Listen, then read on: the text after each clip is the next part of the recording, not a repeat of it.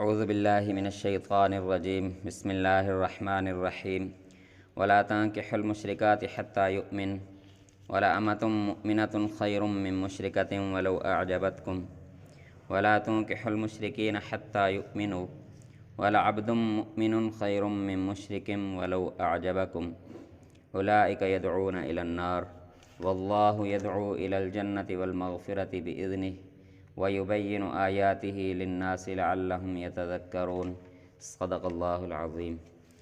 سورۃ البقرہ آیت نمبر 221۔ ایمان کی نعمت بھی ایک عجیب نعمت ہے، جہاں یہ آخرت کی ہمیشہ کی کامیابیاں دلاتی ہے، تو دوسری طرف دنیا میں میٹھی میٹھی وفاداریاں بھی نبھانا ہوتی ہیں۔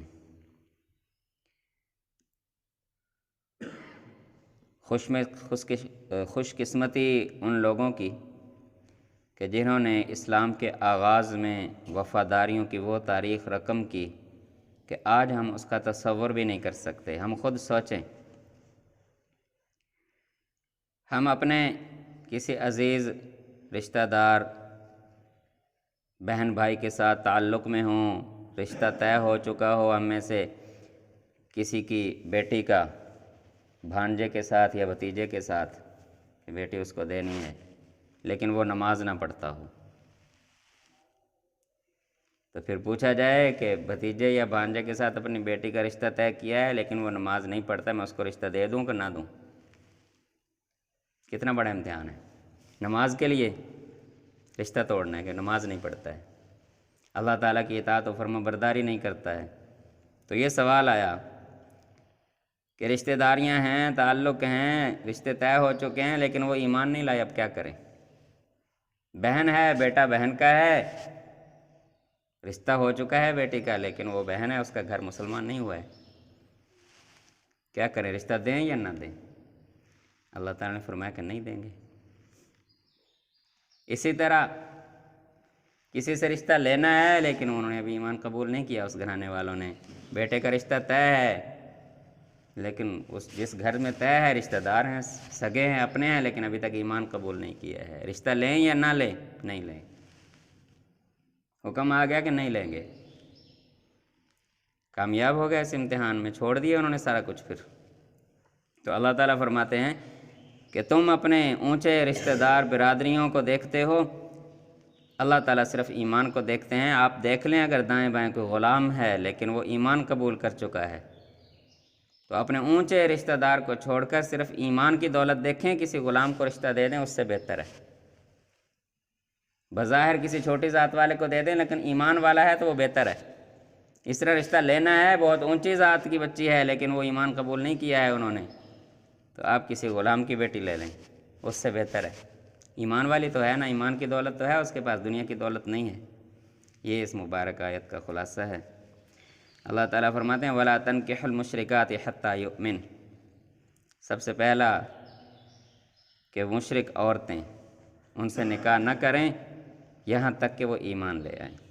جب تک وہ ایمان نہیں لاتی تو مشرک عورت کا رشتہ نہ لیں اپنے لیے، اپنے گھر والوں، اپنے بچوں کے لیے یا اپنے لیے۔